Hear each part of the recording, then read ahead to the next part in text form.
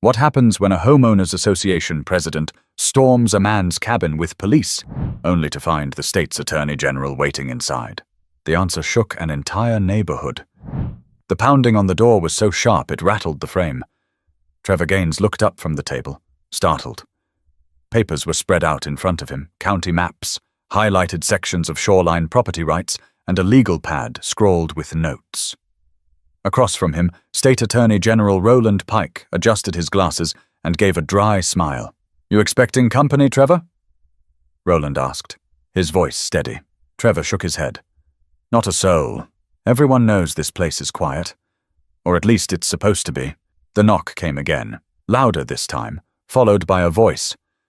"Open up! Homeowners Association business." Trevor's jaw tightened. He recognized that voice immediately. Judith Carroway, president of the HOA. A woman who carried herself like she owned the entire community, even though her title was little more than an elected volunteer position. Trevor rose slowly. His cabin, perched on the edge of Lake Keowee in South Carolina, wasn't just a weekend escape. It was his stake in something bigger. He had bought it after years of hard work in logistics, paying cash, determined to enjoy fishing weekends with his brothers and late-night bonfires with his nieces and nephews. Yet from the moment the ink dried on his purchase, Judith had found reasons to check in. From mailbox placement to the color of his porch chairs, she had turned small matters into big disputes. Now she had escalated to banging on his door with the police standing by. Trevor opened it cautiously. And there she was, Judith Carroway, clutching a binder under one arm, her lips pressed so tightly together it looked painful.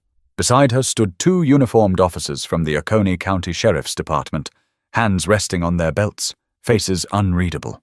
"Mr. Gaines," Judith began, in that clipped tone she used when addressing people she thought beneath her.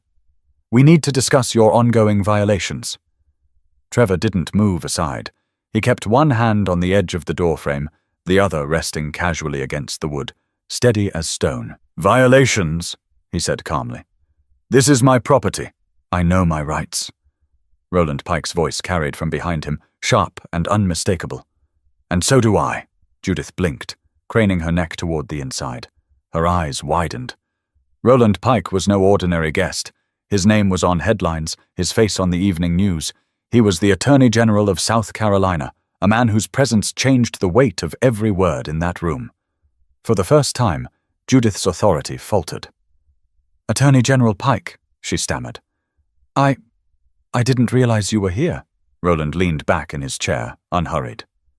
"Clearly, and I'm curious, Ms. Carroway, on what grounds you've entered this man's property with law enforcement in tow. I'd like to hear it directly." The officers exchanged a glance, silent. They hadn't expected this either. Judith recovered quickly, flipping open her binder. "Mr. Gaines has made unapproved modifications to the shoreline, extended his dock beyond the permitted limit, added lighting that doesn't conform with our guidelines." Trevor cut her off, his tone firm but measured. "Every change I made is within county code. I checked it myself. And as you can see, I've been meeting with the Attorney General to review these very issues." He gestured to the paperwork spread across the table behind him. The cabin air felt thick. Outside, the faint call of a loon echoed across the lake, a sound that normally carried peace, but now seemed like background noise to something brewing larger. Roland stood, adjusting his suit jacket. He walked slowly toward the doorway, his gaze fixed on Judith. "I've seen enough of these neighborhood disputes," he said evenly. "But when an HOA president uses her position to drag police officers into private property without cause, that raises questions. Big ones Judith swallowed hard. Her binder seemed heavier in her arms. The officers shifted, suddenly aware that they were no longer standing in neutral territory, but in the middle of a confrontation that could blow up far beyond their pay grade. Trevor didn't gloat, though he could have. He simply stepped back, making space for Roland to stand shoulder to shoulder with him in the doorway. Trevor broke the tension with a simple, steady line. "You came here thinking you could intimidate me. Instead, you walked into something you weren't ready for." The words hung in the air. Judith's face flushed crimson, her authority unraveling in real time. And yet this was just the beginning. But what came after that doorway confrontation would ripple through the entire community, exposing not just Judith's motives, but the fragile balance of power in neighborhoods everywhere. The silence at the cabin doorway stretched longer than anyone expected. Judith Carroway stood stiff as a post, her binder pressed to her chest like a shield. The two deputies kept their hands close to their belts, but still made no move to speak. And inside the cabin, Trevor Gaines and Attorney General Roland Pike waited, calm but steady, like they were ready for every excuse Judith might throw. It was Trevor who broke the stillness first. "You've brought officers onto my property, Judith. Why don't you explain to them, and to me, exactly what I've supposedly done wrong?" Judith cleared her throat.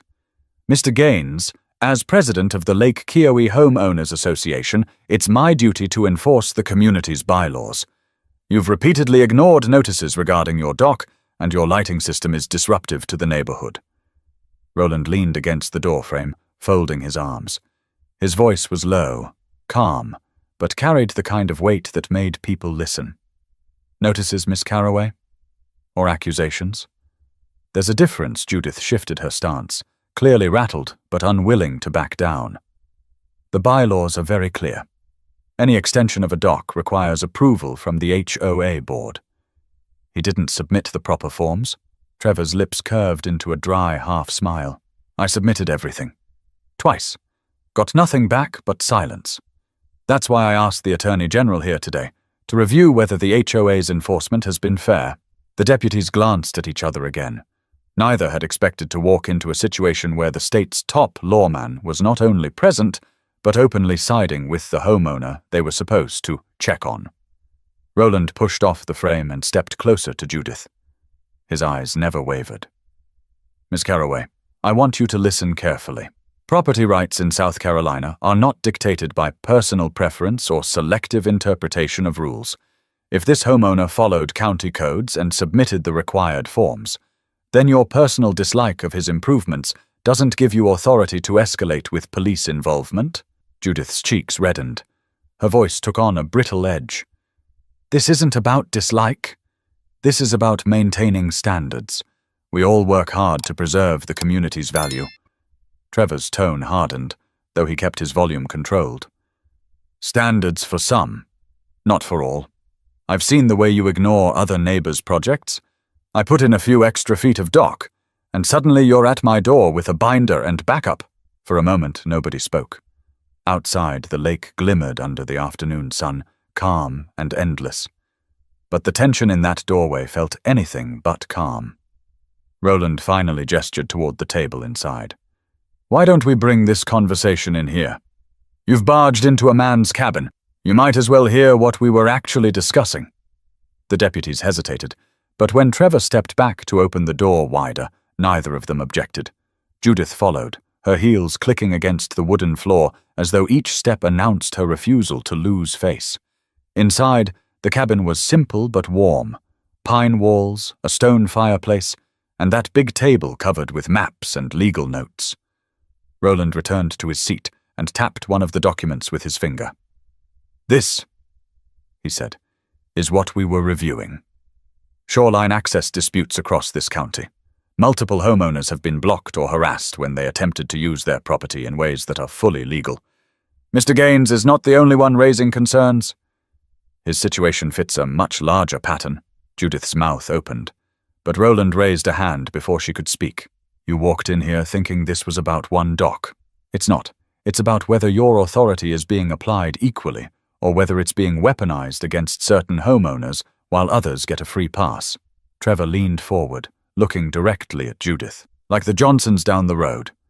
Their dock has been extended for years, and they've got string lights hanging all the way across it. "Did you send deputies to their door?" Judith's lips pressed together. She didn't answer. Roland's voice cut in again. "That silence says more than your binder ever will." The deputies shifted uneasily. One finally spoke, his voice cautious. "Ma'am, maybe we should step back from this. If the Attorney General is investigating these disputes, we don't want to interfere where we don't have authority." Judith spun toward him, flustered. "I called you because I thought this was a simple matter of enforcement." Doesn't look simple to me, the deputy replied. Judith stood frozen, her binder trembling slightly in her hands. Her power had always come from intimidation, from being the loudest and most forceful voice in the room. But now, her voice carried no weight at all. Trevor watched her, calm but unyielding. You wanted to put me on the defensive, Judith. Instead, you've just put yourself there. The Attorney General's words sealed the moment. This isn't over, and I'll make sure of that. The cabin was silent again, except for the faint creak of wood as Judith finally turned and walked out the door, her steps sharp, almost frantic. The officers followed, leaving Trevor and Roland standing side by side in the glow of the afternoon light. For Trevor, the confrontation felt like a turning point. He wasn't just defending himself anymore, he was part of something larger, something that could change how power was used in their community. But outside those cabin walls, word was already spreading, and what happened next would turn one confrontation into a storm that touched every corner of the neighborhood. The cabin door shut behind Judith and the two deputies with a dull thud, leaving the room filled with a silence that carried more weight than the shouting match that had just ended. Trevor leaned back against the table, exhaling slowly, while Roland Pike studied the papers in front of him as if to ground the moment. Trevor broke the quiet first. I should have known she'd try something like this. Judith's been looking for a way to corner me since the day I moved in. Roland didn't look up. His voice was even, almost detached. She's not unique, Trevor. People like her wrap themselves in rules because it makes them feel untouchable. But rules twisted out of shape are nothing more than weapons. Trevor gave a short laugh, but it was humorless. Weapons aimed at the wrong people. He crossed the room and poured himself a glass of water, his hands steady, though his eyes still burned with the heat of the confrontation. The funny thing? She probably thought she was doing the community a favor, keeping everything in line. But whose line? Her own? Roland finally looked up, his gaze sharp. That's the question. And it's the one I'll be asking, loudly. Before Trevor could answer, there was a sound outside. Not another knock, not police sirens, but muffled voices. Curious and cautious, Trevor moved to the window and pulled the curtain aside just enough to peek. Two neighbors stood by the road. One was Mr. Jennings, who lived 3 doors down, his hands on his hips, shaking his head. The other, a woman Trevor barely knew, leaned close to him, whispering. Both kept looking toward the cabin. Word had spread faster than wildfire. Trevor muttered, "Well, that didn't take long." Roland joined him at the window. It never does. Neighborhoods thrive on stories. And this one, an HOA president storming a cabin with cops only to run into the state attorney general? That's the kind of story that grows bigger by the minute. Trevor let the curtain fall back. He turned toward Roland. So what now? You said this isn't over. What happens next? Roland's expression was unreadable, but his tone carried certainty. Next, we test whether people like Judith can keep hiding behind titles. Because she won't retreat quietly. She'll double down, try to spin the story, claim she was protecting the community. Trevor folded his arms. She's got allies. A lot of them. People who like things just the way they are. Roland nodded slowly. And that's where it gets messy. This isn't just about you, Trevor. This is about everyone who's been quietly stepped on, but never had a voice strong enough to push back. Their conversation was interrupted by the sound of tires crunching on gravel. Both men turned toward the door as a pickup pulled into the drive. Out stepped a broad-shouldered man with silver hair tucked under a ball cap. Trevor's face softened. That's Frank Dillman. He's been here 30 years. Retired firefighter Frank walked up to the porch with deliberate steps. When Trevor opened the door, Frank's eyes swept past him, landing on Roland. I heard what just went down, Frank said, his voice gravelly but calm. Words traveling fast. Judith stomping around, saying you disrespected her authority, but plenty of folks are tired of her power trips. Thought you should know you've got support. Trevor motioned for him to come in. Frank, this is Attorney General Pike. Roland extended his hand. Good to meet you, Mr. Dillman. Frank shook it firmly. Wish it was under better circumstances. I've watched Judith pull this stunt with others. Fines for lawn chairs, letters for paint colors. Folks don't fight back because they don't want the trouble. But barging into your place with the police? That's a step too far, Trevor caught the emphasis in his words. So you've seen the pattern, too, Frank nodded. I've lived long enough to spot when someone's hiding behind a rule book just to swing weight around. She'll play victim now, say she was only doing her job. But truth is, she's been running that HOA like it's her kingdom. Roland leaned forward, his lawyer's mind piecing together every detail. Your perspective matters, Mr. Dillman. People willing to speak on the record will make all the difference. Frank scratched his chin. I'll do it. Been quiet too long. The three men stood in the cabin, an unlikely alliance forged by one confrontation. Trevor felt the shift in the air. What had begun as an ambush was transforming into something larger, something that could shake Judith's grip on the neighborhood. But even with that support, Trevor knew this was far from over. Judith wasn't the type to accept humiliation. She would regroup, gather her allies, and return harder than before. Trevor glanced at Roland. She's not going to stop here. You know that Roland's reply was steady, certain. No, but neither will we.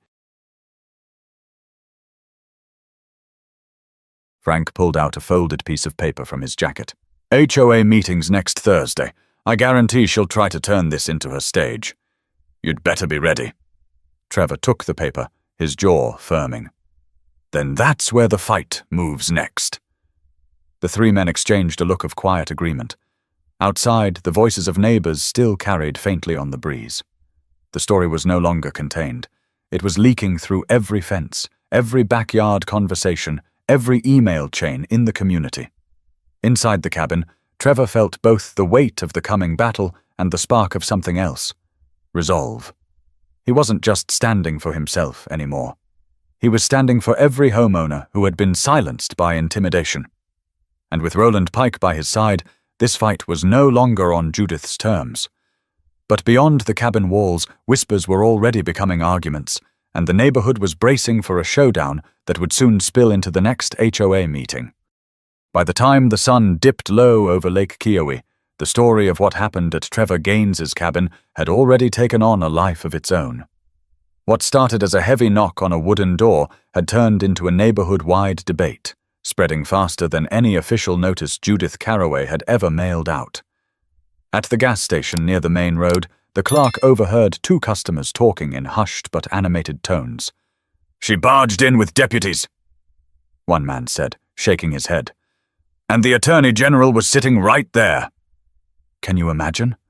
The look on her face must have been priceless half a mile away, in the parking lot of a diner where locals gathered for Catfish Fridays. The conversation was no different. A retired couple leaned over their plates, whispering. I heard Judith claimed it was all about rules, the woman said.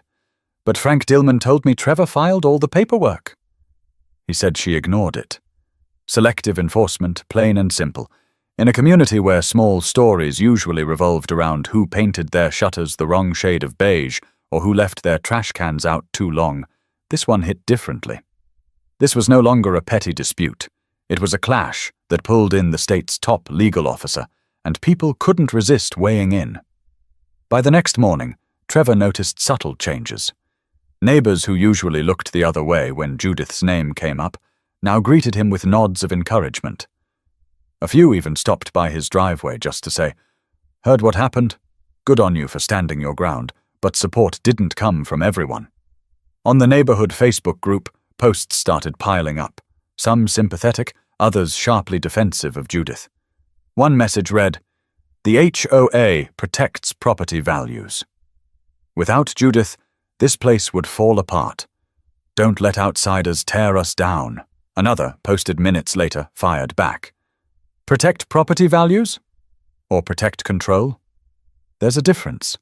Trevor scrolled through the posts one evening, shaking his head. She's already spinning it, he muttered.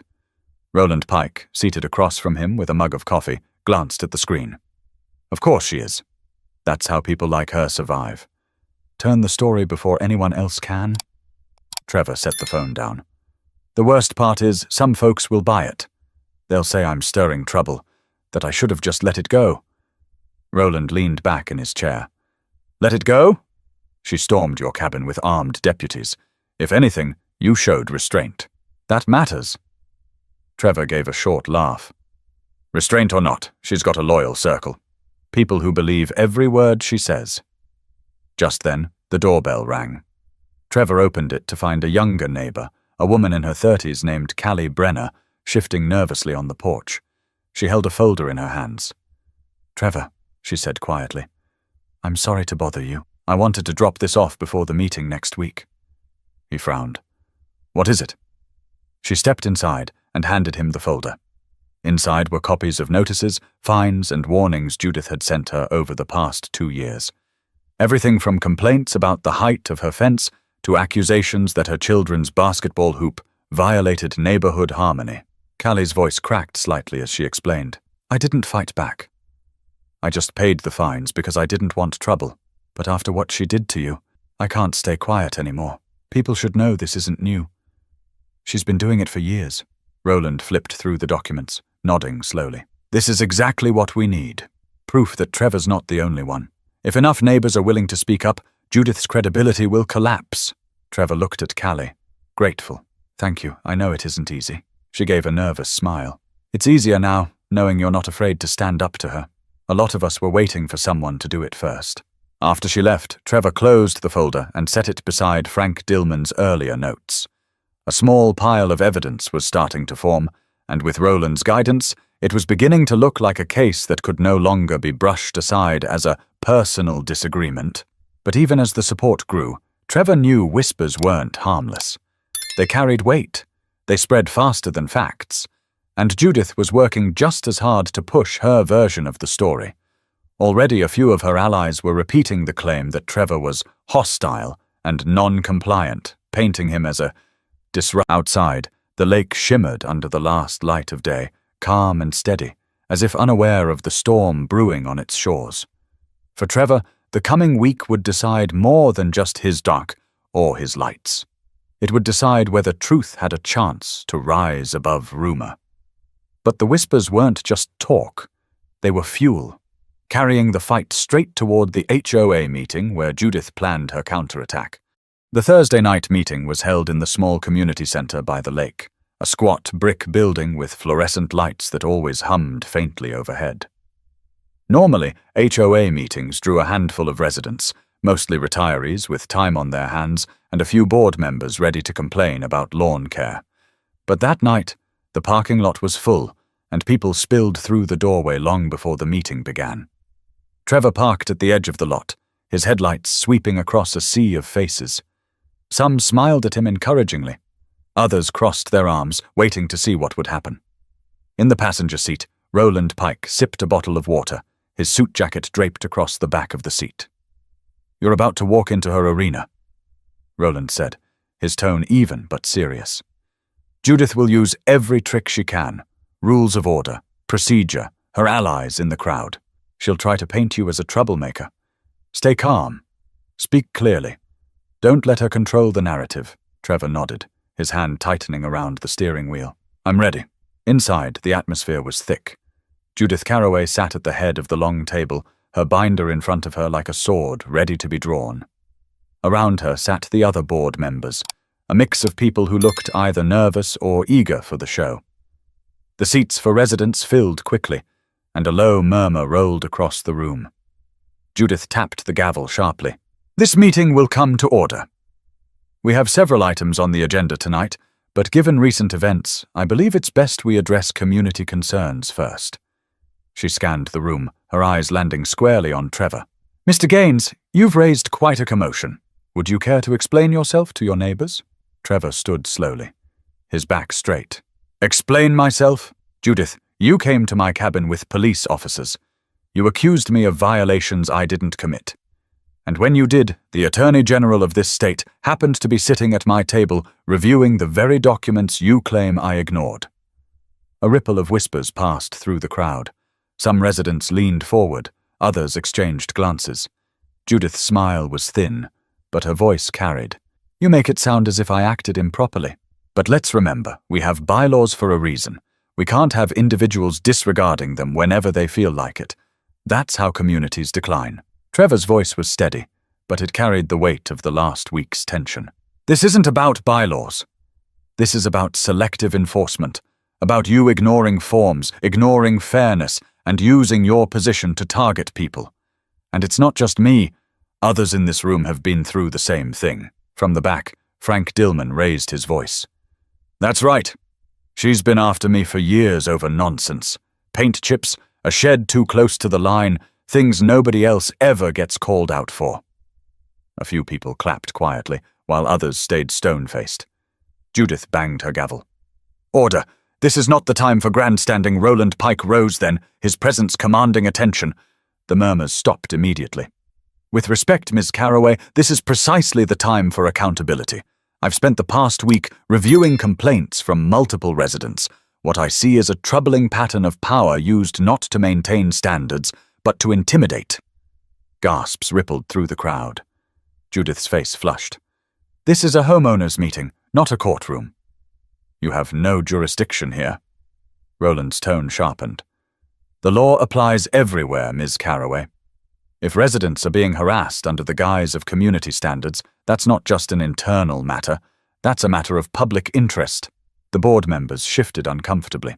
One, a middle-aged woman named Sandra Kim, cleared her throat. Judith, I've had concerns too. Maybe we should hear them out? Judith's gavel slammed again. We will not turn this meeting into a witch hunt against your president. Trevor stepped closer to the table. You want to talk about witch hunts? That's exactly what you've been running. Callie Brenner, care to speak up? Callie stood, holding her folder of notices. Her voice trembled at first, but she grew stronger as she spoke. I kept quiet because I was scared. But I've been fined and harassed for things that others get away with all the time. My kids can't even play basketball in the driveway without a letter from Judith. A wave of murmurs swept the room again. Some residents nodded, others looked down uncomfortably. Judith's composure cracked. The meeting was slipping out of Judith's hands.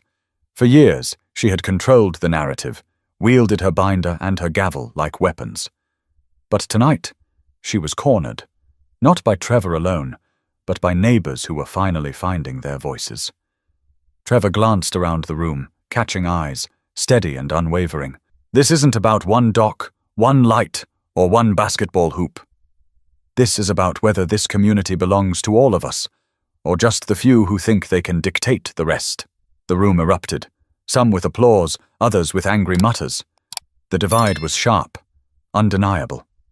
Judith slammed her gavel again, but the sound no longer silenced anyone.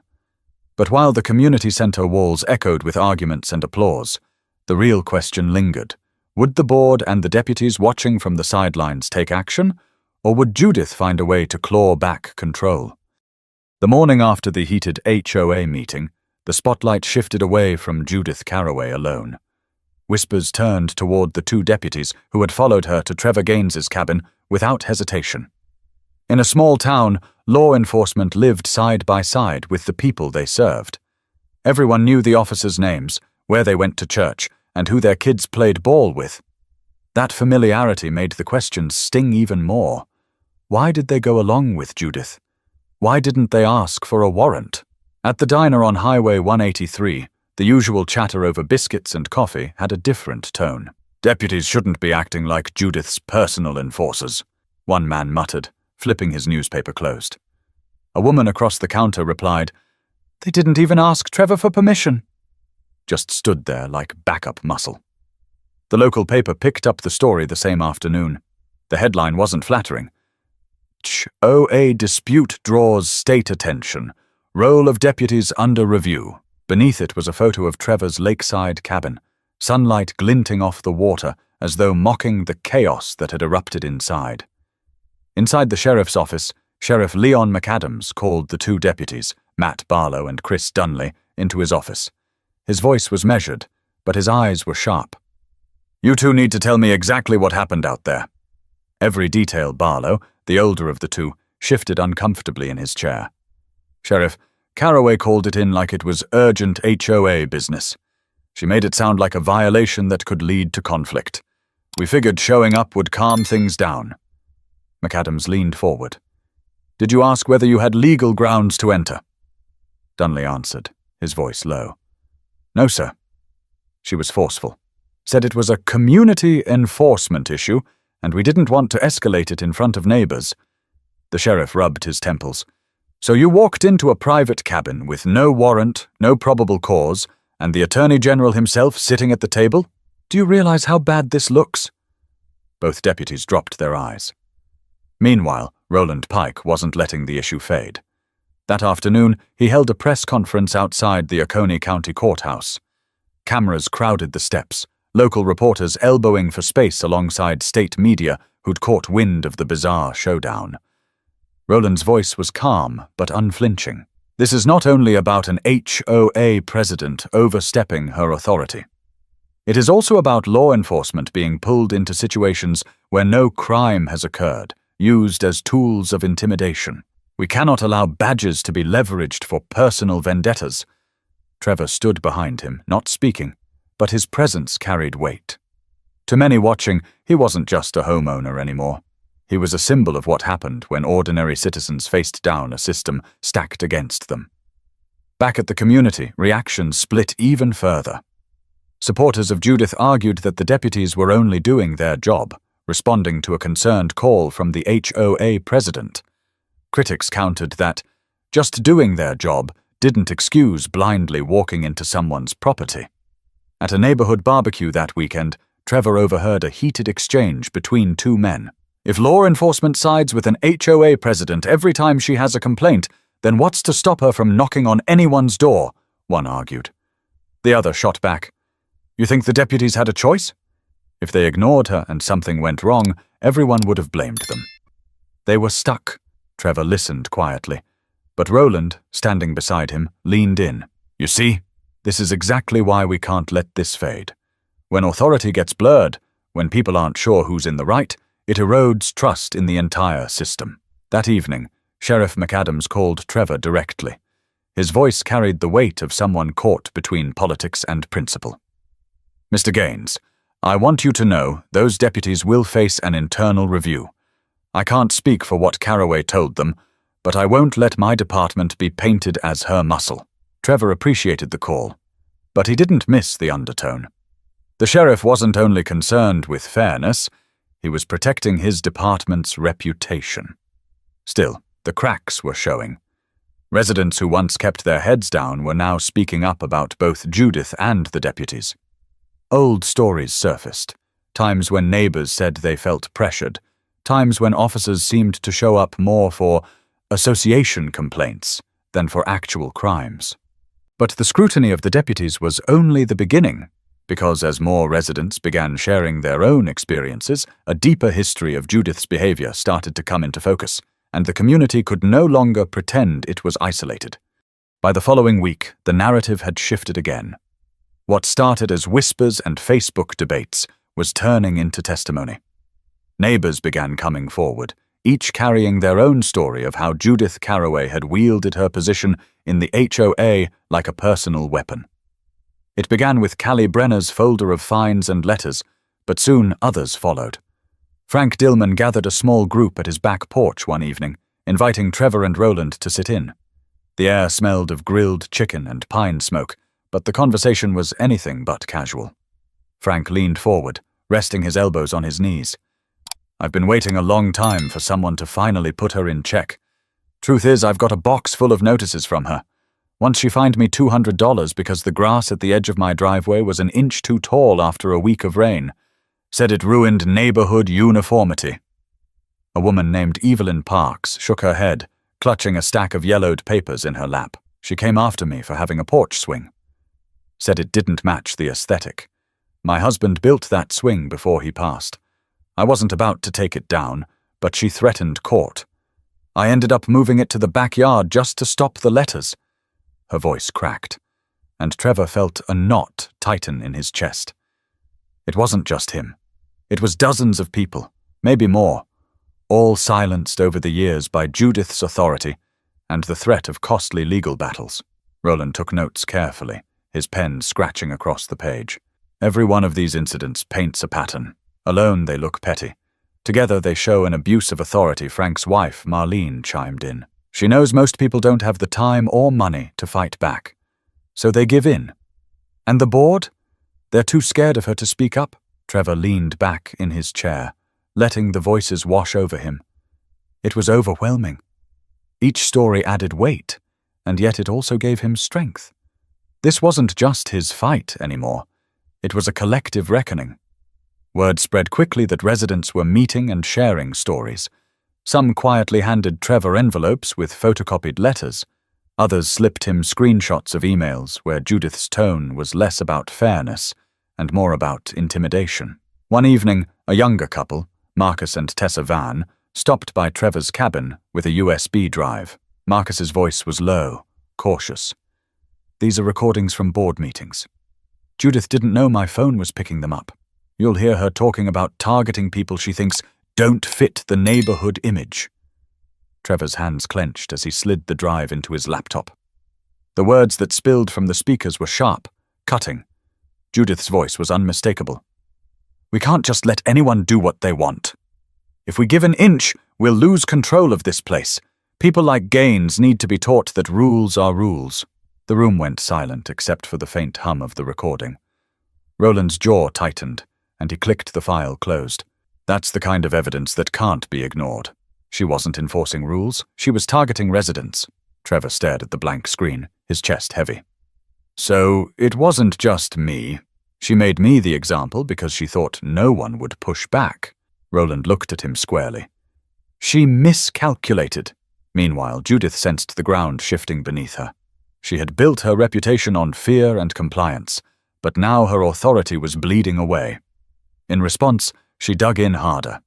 She started holding private gatherings with her staunchest supporters, telling them Trevor was stirring chaos, painting Roland as an outsider meddling in neighborhood affairs. At one of those gatherings, overheard by a resident who later repeated it to Trevor, Judith snapped, "If they think they can strip me of my authority, they've got another thing coming. This community needs order, and I'm the only one willing to keep it." But her words sounded more desperate than commanding. The next HOA bulletin, normally filled with lawn care reminders, read more like a manifesto. "We must remain vigilant against individuals who threaten the integrity of our neighborhood," Judith wrote, without naming Trevor directly, but leaving little doubt about her target. Trevor read it aloud at his kitchen table, shaking his head. "She's cornered, but she still thinks she can win." Roland's response was steady. "Her words are evidence of intent. She's framing herself as the protector while ignoring the voices of dozens of residents. The more she speaks, the more she reveals." The community was at a tipping point. Some residents clung to Judith, fearful of change, convinced that without her the neighborhood would spiral into chaos. But more and more began to realize the cost of her control, the silenced voices, the petty fines, the threats hidden in polite language. Trevor felt the weight of those stories every time a neighbor handed him another letter, another piece of proof. And he knew one thing: the fight had grown bigger than a dock or a set of lights. But as the evidence piled higher, Judith's grip weakened, and that's when Roland Pike made his move, stepping out of the shadows of private meetings and into the public eye to call for accountability. When Roland Pike decided to step out from behind the closed doors of living rooms and porches, the entire county felt the shift. Until then, the Attorney General had been a figurehead in the background of the HOA dispute, supportive of Trevor, yes, but quiet, letting residents' stories speak for themselves. That changed on a cool Monday morning when Roland walked up the courthouse steps in Walhalla with a small group of neighbors at his side. Cameras clicked. Reporters shouted questions. For the first time, the story wasn't just about Judith Carroway and Trevor Gaines. It was about whether an entire neighborhood had been subject to selective harassment under the cloak of community rules. Roland's voice carried through the microphones with sharp clarity. "We are here because what happened at Mr. Gaines's cabin is not an isolated incident. It is part of a long-standing pattern of intimidation and unequal enforcement by an HOA president who has forgotten her role. Homeowners deserve protection, not persecution, and law enforcement must not be misused to enforce personal vendettas." Behind him, Trevor stood quietly, shoulders squared, while Frank Dillman and Callie Brenner flanked the group with copies of their notices in hand. For once, the faces of ordinary residents were front and center, not tucked away in silence. The press conference lasted less than 20 minutes, but it landed like a hammer. Local news led with the headline, "Attorney General calls out HOA over abuse of authority." Statewide outlets picked it up too. Suddenly, Judith's binder of rules was no longer her shield. It was a symbol of excess, of petty power run wild. That evening, Roland appeared on a local news station. Sitting across from the anchor under bright studio lights, he spoke calmly, but his words cut deep. When rules become tools for discrimination or selective targeting, they are no longer rules. They are weapons. And when citizens are threatened in their own homes, it is my responsibility to intervene. Judith, watching from her living room, slammed her remote down hard enough to crack the plastic casing. She felt the walls closing in. Her allies were still loyal, but even they were shaken by the sight of the Attorney General standing shoulder to shoulder with neighbors they'd dismissed as complainers. The next morning, she fired off an email blast to every resident. "This community is under attack from outsiders who don't understand the importance of our standards," she wrote. "I urge each of you to stand with me to protect what we have built." But the response was mixed. Some neighbors replied with messages of support, others ignored it, and a growing number forwarded the email directly to Trevor with a simple note. "She's doubling down." Meanwhile, Roland wasn't finished. He arranged a public forum at the county library, inviting residents to share their stories openly. The turnout was larger than anyone expected. Over 50 people packed into the room, filling the rows of chairs and standing along the back wall. One by one, residents stood to speak. Evelyn Parks described her porch swing. Callie talked about her children's basketball hoop. Frank detailed years of petty fines. Each testimony added weight to the case Roland was building. When Trevor's turn came, he spoke plainly. "I didn't move here to fight. I bought a cabin to fish, to spend time with my family, to find peace. But peace doesn't mean silence when you're treated unfairly. If it can happen to me, it can happen to anyone in this room." The crowd applauded, not wildly, but steady and affirming. For Trevor, it was a moment he never expected, to stand not just as a target, but as a voice for others who had been silenced. Reporters in the back scribbled furiously, capturing every word. By the next day, the forum was headline news. The image of Trevor standing at the podium with Roland seated beside him became the photo plastered across websites and front pages. Judith, furious, called a private meeting of her closest allies. "He's turning this into a circus," she snapped. "We cannot let him dictate the narrative. We must remind people that without order, this neighborhood will fall apart." But even as she spoke, her allies shifted uncomfortably. Some looked at the floor, others avoided her eyes. They had seen the crowd at the library. They had heard the applause, and they knew momentum was slipping. Back at the cabin that evening, Trevor sat with Roland by the fire, papers spread across the coffee table. "Feels like we're finally breaking through," Trevor said softly. Roland gave a small nod. "We are, but breaking through isn't enough.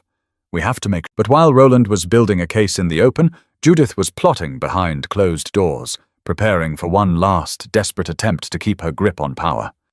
By the time the next HOA meeting rolled around, the community center no longer looked like a small-town gathering spot. Cars lined both sides of the narrow road leading to it, headlights cutting across the trees as residents rushed to grab seats. The tension was thick enough to feel before anyone even stepped inside. Trevor Gaines sat in the second row, Roland Pike at his side, his face unreadable, but his presence unmistakable. The buzz of conversation quieted when Judith Carroway entered the room. She carried her binder like a general walking into battle, her chin tilted high, but her eyes darted quickly across the crowd. She saw fewer friendly faces than before. Judith rapped the gavel sharply. "This meeting is now in session." She wasted no time. "Recent events have brought unwanted attention to our community. I stand by my actions. Everything I've done has been to protect property values, safety, and the quality of life we've worked so hard to preserve." A few loyalists clapped, but the sound was weak, swallowed by the silence of dozens who didn't. Trevor stood, his voice steady. "With respect, Judith, what you've done is the opposite of protection. You've used your title to intimidate. You've ignored paperwork, singled out families, and threatened people with fines and letters until they gave up. That's not leadership. That's control." Judith's eyes narrowed. "And who are you to speak for this community? You're new here. You don't understand the work that's gone into making this neighborhood what it is." Before Trevor could respond, Evelyn Parks rose from her chair. Her voice trembled but grew stronger with each word. "I've lived here for 20 years, Judith. You made me move the porch swing my husband built. Said it didn't match the aesthetic. That wasn't about rules. That was about power." A murmur ran through the crowd. Then Frank Dillman stood. "You fined me over grass and paint chips. You ignored the Johnsons' oversized dock but came after Trevor like he was a criminal.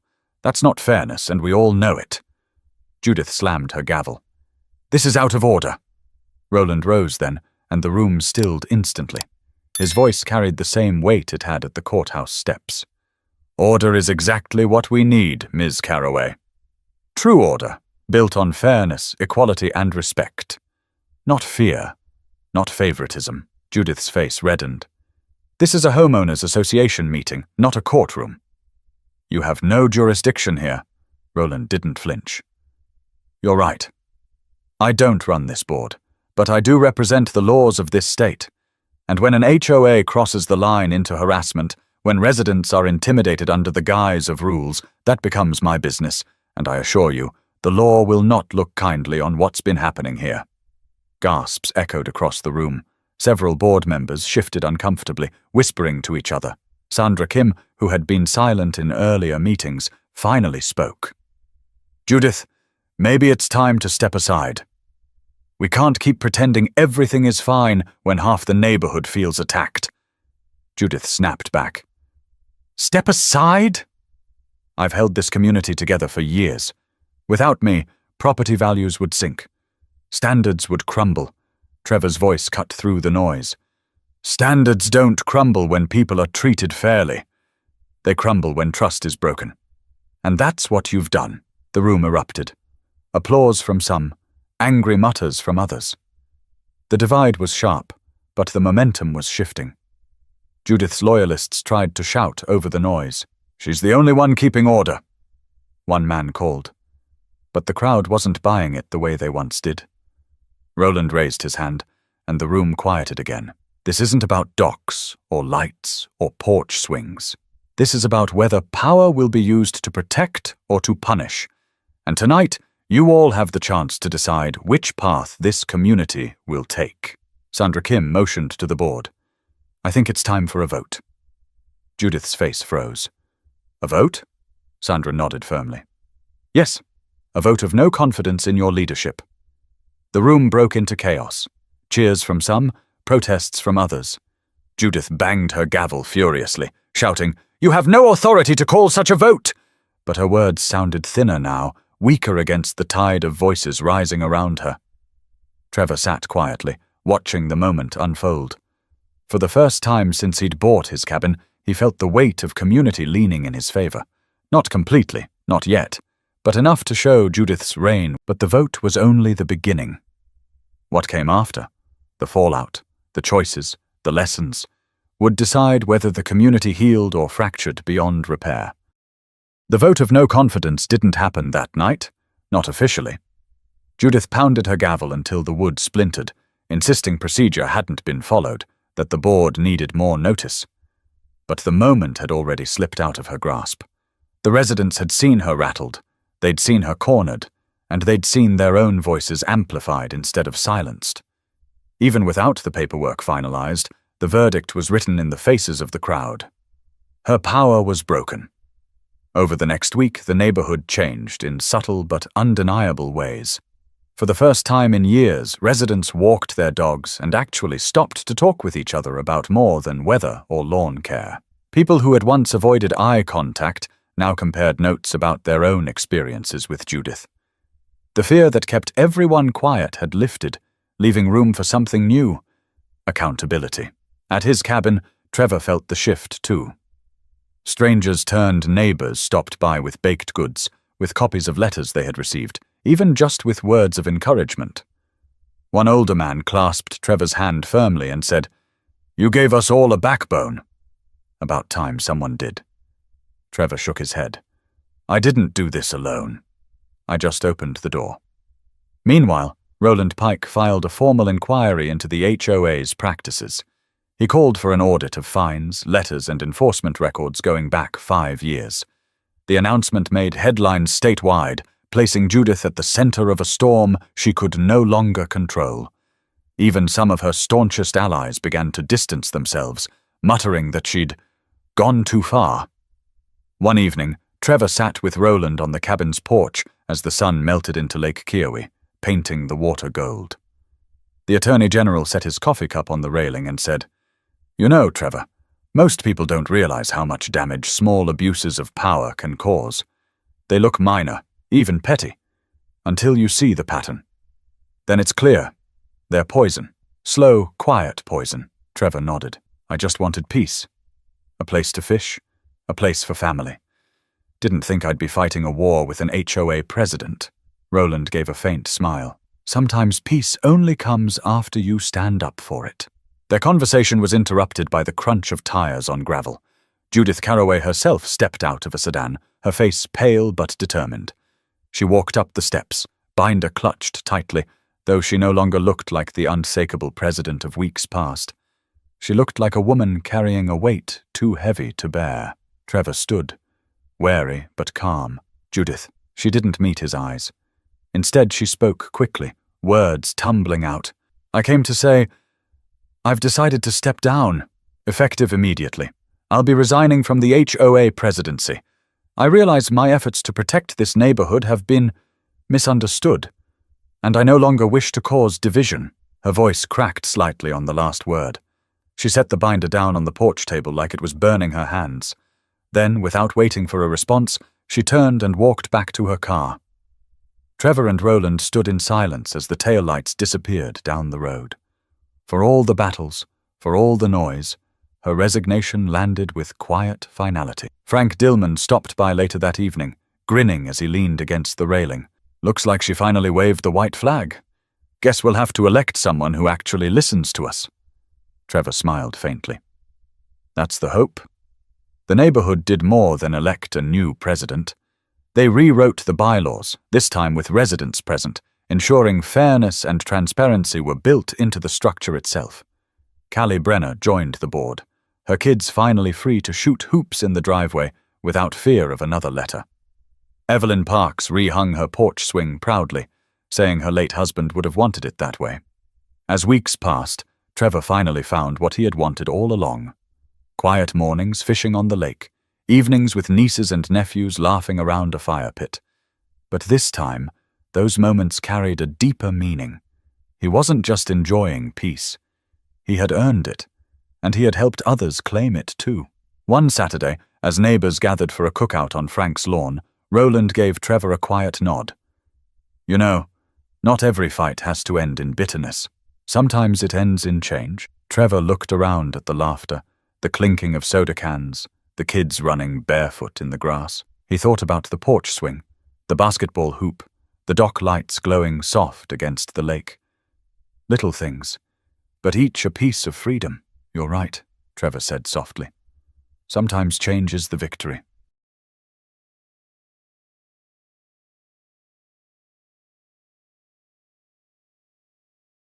The story of Judith Carroway's fall from power became a cautionary tale in the county, not about HOA disputes or dock extensions, but about what happens when people stop accepting intimidation as normal.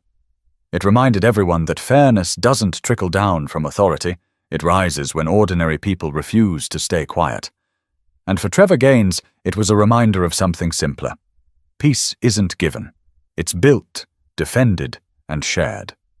If this story moved you, remember, silence in the face of unfairness only strengthens it.